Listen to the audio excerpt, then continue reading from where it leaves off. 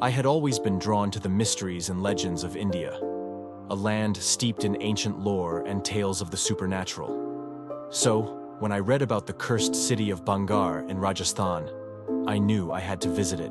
Renowned as one of India's most haunted places, Bhangar's ruins promised a glimpse into a world where the lines between reality and the supernatural blurred.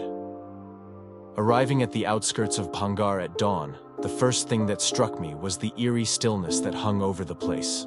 Despite being a popular tourist spot, a palpable sense of unease pervaded the air, a silent warning to those who dared to explore its cursed grounds.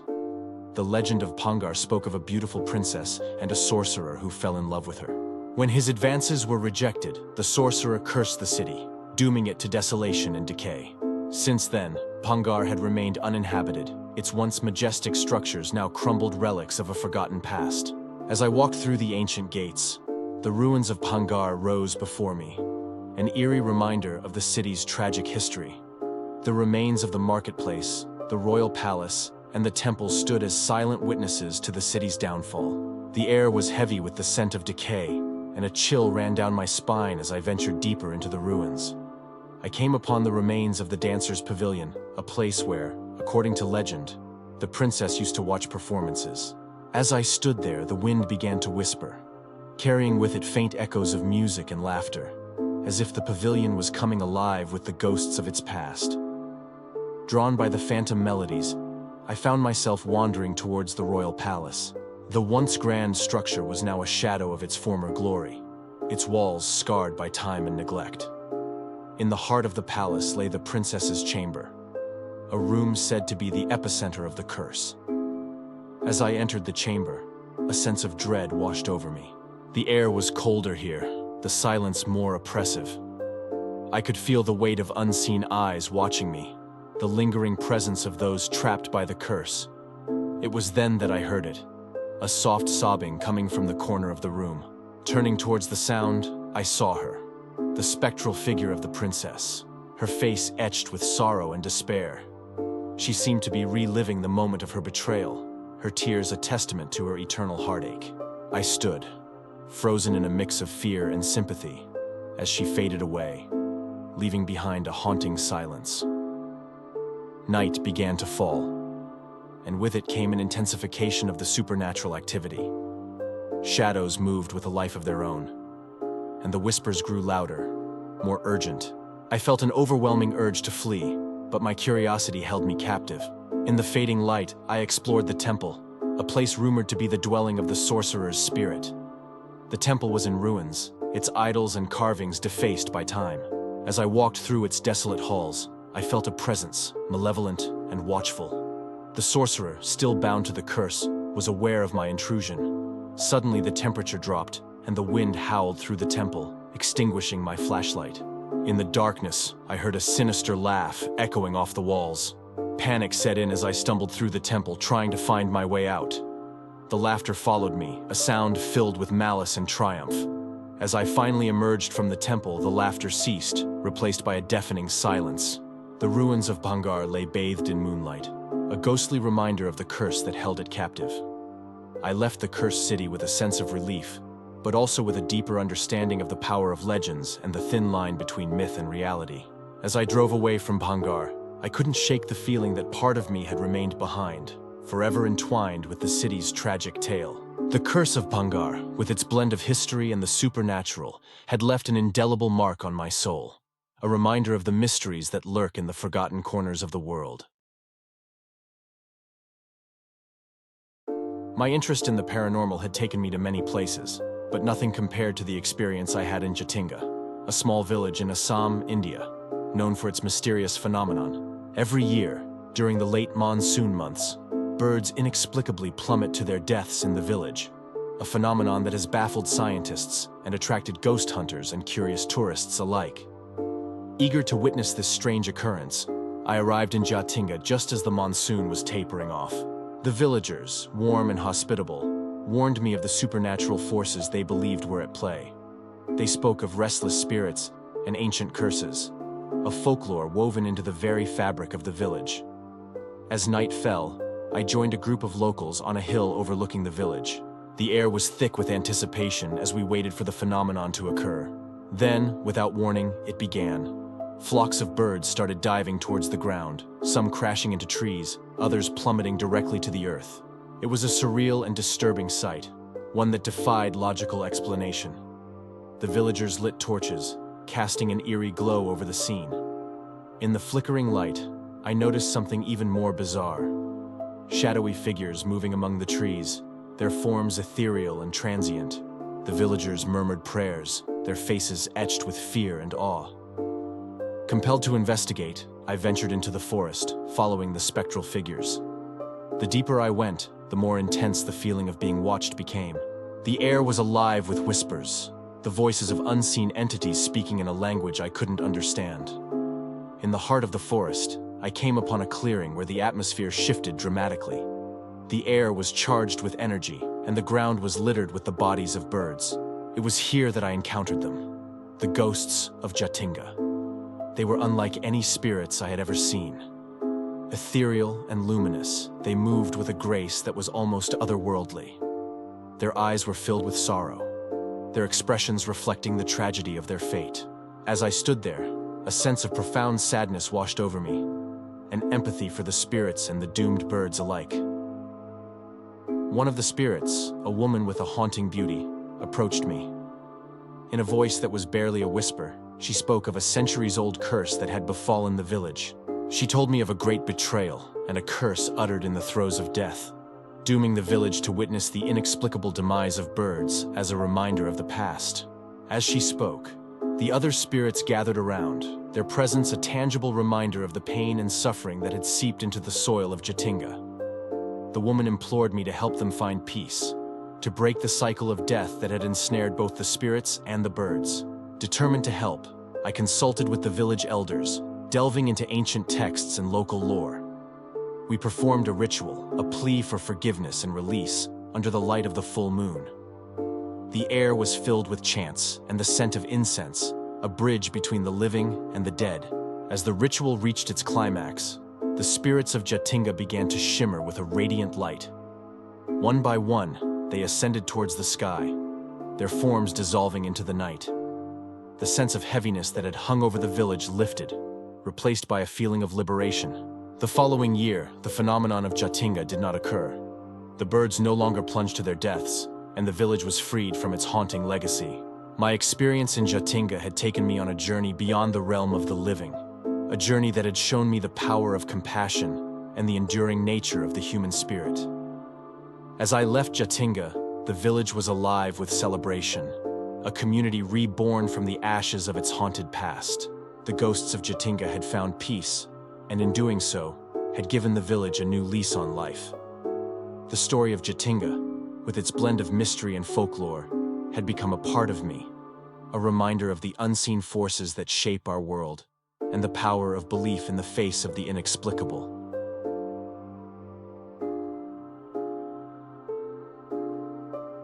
My fascination with ancient mysteries and unexplained phenomena led me to the Elephanta Caves, a network of sculpted caves located on an island near Mumbai, India. Known for their stunning rock-cut architecture and intricate carvings dedicated to the Hindu god Shiva, these caves have intrigued historians and tourists alike. However, what drew me to Elephanta was not just its historical significance, but the rumors of paranormal activities that seemed to shroud the island after dusk. The journey to Elephanta was a serene boat ride, offering a breathtaking view of the Mumbai skyline. The island, with its lush greenery and sense of isolation, felt like a world apart from the bustling city. As I disembarked, I was greeted by the enigmatic sight of the cave entrances, their dark maws beckoning to secrets hidden within. Exploring the caves, I was awestruck by the majestic statues and reliefs depicting various forms of Lord Shiva. The atmosphere inside was mystical, the air thick with the scent of damp stone and age-old legends. It was in the main cave, in front of the grand three-headed Shiva statue, that I first felt it. A subtle shift in the air, a whisper of something ancient and otherworldly. As night approached, the last of the tourists began to leave, and the island's true nature began to reveal itself. The forest surrounding the cave seemed to come alive, the shadows lengthening and moving in ways that defied the natural play of light. The air grew colder, and an inexplicable sense of dread settled over me.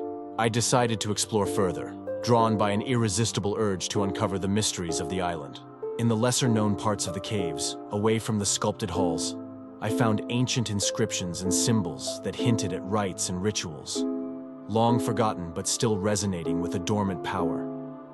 That's when I heard the chanting. Faint at first, it grew louder, echoing through the caverns. The sound was hypnotic, leading me deeper into the cave system. In a secluded chamber, I found the source. A group of spectral figures, their forms translucent and shimmering, engaged in a ritualistic dance around a figure that resembled a Shiva lingam. Transfixed by the sight, I realized these were the spirits of ancient priests, continuing their sacred duties beyond the veil of death.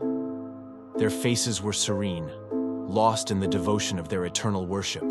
As I watched, one of the spirits turned towards me, its eyes piercing through the shadows, and beckoned me forward. Approaching the lingam, I felt a surge of energy, a connection to the ancient rituals that had once been the heartbeat of the island. The spirit spoke in a language I couldn't understand, yet its message was clear. I was witnessing a ceremony that bridged the worlds of the living and the dead. As the ritual reached its zenith, the cave was filled with a blinding light, and for a moment, the veil between the worlds thinned. I saw visions of Elephanta's past, the construction of the caves, the glory of its rituals, the invasion that led to its desolation. The vision was a tapestry of history and myth, intertwining to reveal the soul of the island. The light faded, and the spirits vanished, leaving me alone in the silent cave. I emerged from the Elephanta caves as the first light of dawn touched the island. The experience had changed me, granting me a glimpse into a world where history and legend coexist, where the past lingers in the shadows, waiting to be rediscovered. As I left Elephanta, the island basked in the golden glow of morning, its secrets once again hidden beneath a veil of mystery. The enigma of the Elephanta caves, with its blend of history, spirituality, and the paranormal, had etched itself into my being, a haunting reminder of the mysteries that lie waiting in the ancient corners of the world. My journey into the paranormal took me to Pune, to the historic fort of Shaniwar Wada. Known for its grandeur and architectural beauty, Shaniwar Wada was also infamous for its tragic history and the tales of haunting that surrounded it. The fort, once the seat of the Peshwas of the Maratha Empire, had witnessed events that had left an indelible mark on its ancient walls. As I walked through the massive gates of Shaniwar Wada, I could sense the layers of history that enveloped the place. The fort, with its sprawling courtyards and imposing structures, spoke of a bygone era of power and intrigue. It was here, amidst these very walls, that a young prince, Narayan Rao Peshwa, was brutally murdered, his cries for help said to echo in the fort to this day. The day was spent exploring the fort, admiring its architecture, and learning about its history. However, as night fell, the atmosphere within the fort shifted. The play of shadows and light from the setting sun gave the fort an eerie appearance, and a sense of foreboding crept over me. Determined to experience the paranormal phenomena, I decided to stay within the fort after dusk. The night deepened, and the fort, under the pale moonlight, transformed into a realm of shadows and whispers. It was then that I heard it. A faint cry for help, distant yet distinct, sending chills down my spine. Following the sound, I found myself in the older part of the fort, where the tragic event had occurred centuries ago. The cry grew louder, more desperate, resonating through the empty corridors and courtyards. I felt an overwhelming sense of sadness, a remnant of the young prince's terror and despair. As I ventured further, the temperature dropped suddenly, and the air grew heavy with a presence I couldn't see but could feel. It was in the heart of the fort that I encountered them, the spirits of Shaniwar Wada. The first was the figure of the young prince, his spectral form pacing restlessly, his face etched with anguish. He seemed to be reenacting the moments before his demise, trapped in a loop of his final, tragic hours. The second spirit was more elusive, a shadow that seemed to flit through the fort, its identity and intentions unclear. Compelled to understand their story, I delved deeper into the lore of Shaniwar Wada. The tale was a web of power struggles, betrayal, and revenge, culminating in the prince's untimely death. It was said that the prince's uncle, Raghunath Rao, had inadvertently ordered the assassination due to a misunderstanding, a decision that had led to the haunting of the fort. Armed with this knowledge, I returned to the prince's spirit, speaking words of empathy and solace. As I did, the prince's form grew calmer, his cries fading into a silence that spoke of acceptance and release. The shadowy figure, however, grew more agitated, its movements erratic and purposeful. Realizing the shadow was the spirit of Raghunath Rao, burdened with guilt and unable to find peace, I addressed him, recounting the events that had unfolded, acknowledging his remorse. As the truth of the past was spoken aloud, the shadow began to dissipate, its form melting into the night air. The spirits of Shaniwar Wada had found their release, their stories acknowledged, and their pain understood. The fort, under the first light of dawn, seemed to breathe a sigh of relief, freed from the echoes of its tragic past. Leaving Shaniwar Wada, I reflected on the experience, on the power of history and the resonance of events long past. The shadows of Shaniwar Wada, with their tales of betrayal, revenge, and redemption, had revealed the enduring impact of history, a reminder of the stories etched in the stones of time.